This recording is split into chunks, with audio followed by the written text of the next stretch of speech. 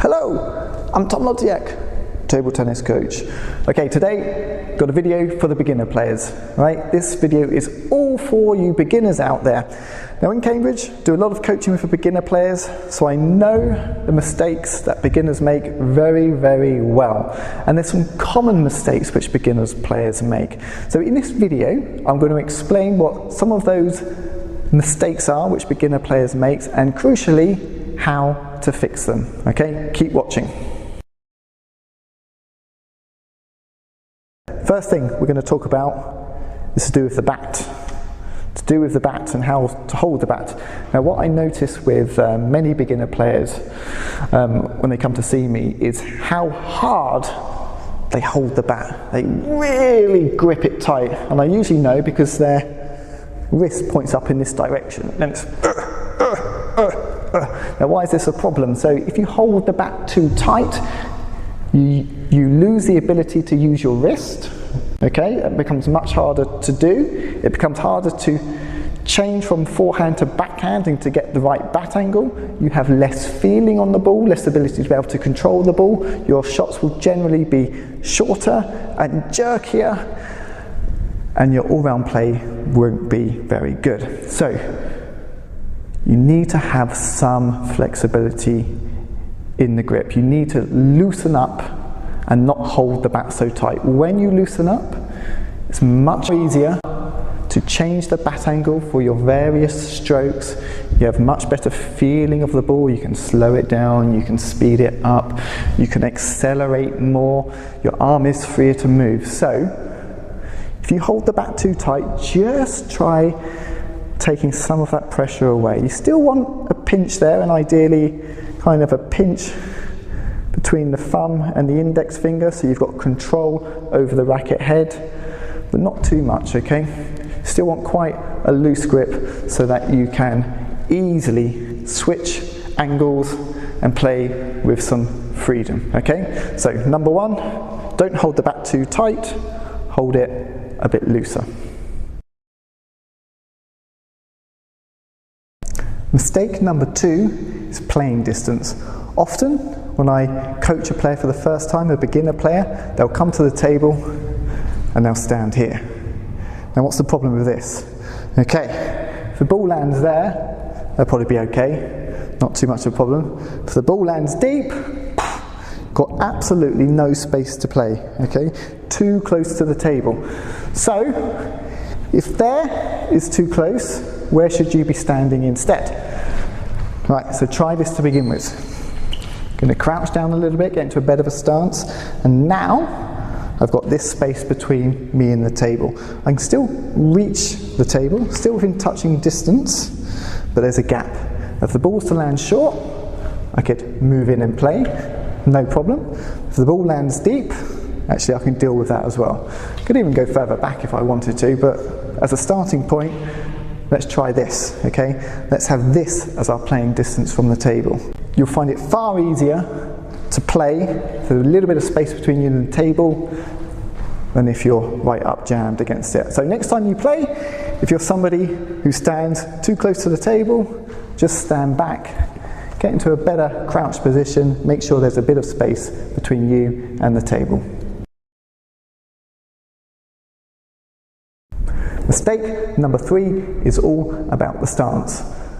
See a beginner player for the first time, they come to me, they'll hit their forehands like this, okay, yeah, not too bad. Then I'll say, let's do some backhand. And then they stand like this. So, okay. I say, right, let's hit some forehands and some backhands. And they start doing this. And all of a sudden, they've completely run out of time, run out of positioning, and it all breaks down. So, why is that no good? Why playing backhands with your right foot that far forward no good? Okay? Because you can actually play backhands like that, that's fine, but you're kind of screwed for your forehand. Okay? You've got to do a lot of work to then get around to your forehand position, a lot of work to get around to your backhand position. Because table tennis is so fast, we're so close together, ball's going so quickly, you haven't really got time to make that big movements to play your strokes like that, okay? So instead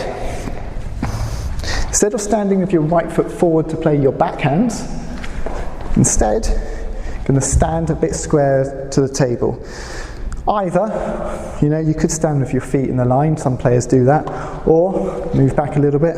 Got a bit of an angle here, yeah? Right foot's a little bit further back than the left foot. So I can still play my backhands fine from this position, but when the ball switched to the forehand, it's a much smoother transition. Yeah, see how much more efficient that is compared to that, which requires about 5 different steps.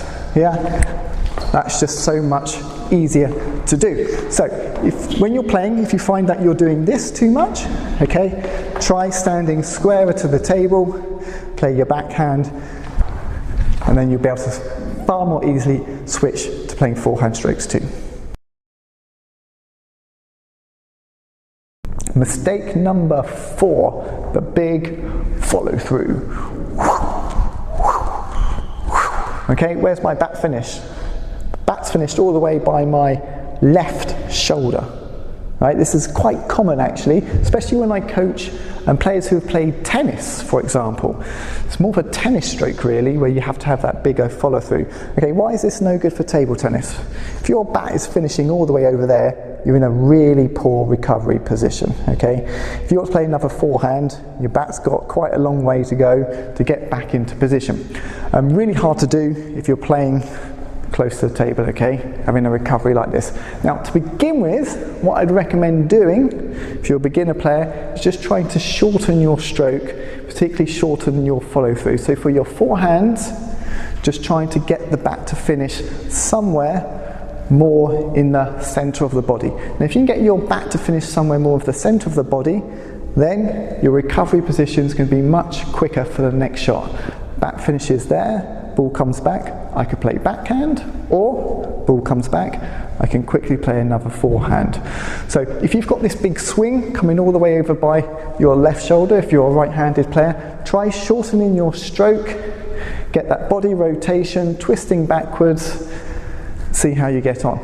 Now as you develop, as you improve at table tennis, as you move from beginner to intermediate to advanced, hopefully, there will be times when taking a bigger swing at the ball is actually okay. In particular, if you're further back from the table and you need to get that ball to go further, or if you're just trying to finish off the point with a bit of extra power, you might go for a bigger follow through, yeah. But this isn't by default, okay? I think it's far better to start with shorter strokes, just get that nailed down, get that really working for you, then you can add in the longer strokes later on if you need to. But first, concentrate on the shorter follow through. Mistake number 5, okay, the final mistake I want to talk about, reaching for balls. So it looks a bit like this.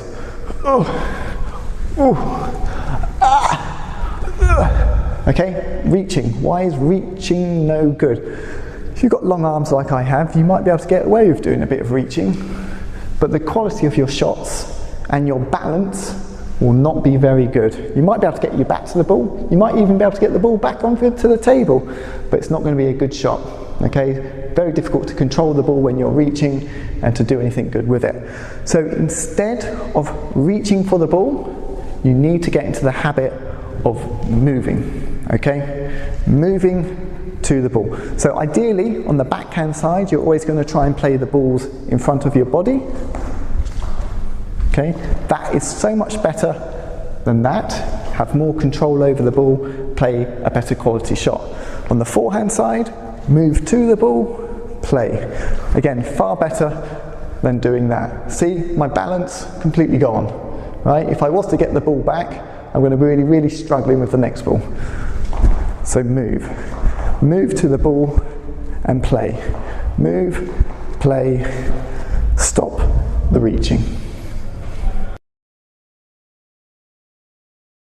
Okay, so there's 5 things there which you can work on. 5 things. Number 1, don't hold the bat too tight, hold it a bit looser.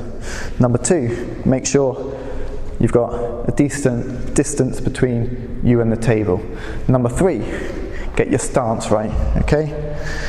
Not with your right foot forward, a bit square to the table. If you're right-handed, right foot a little bit further back than the left foot. Number 4, shorter swing, shorter follow through, trying to finish your strokes somewhere in front of you, easiest way to improve your strokes to begin with. And number 5, move to the ball rather than reaching. You want to move to the ball. Okay, I hope you found this video useful. Please subscribe to my YouTube channel for more video lessons, and I've got loads more tips and articles on my website, so please have a read of those too. You'll find them all at www.tabletenniscoach.me.uk.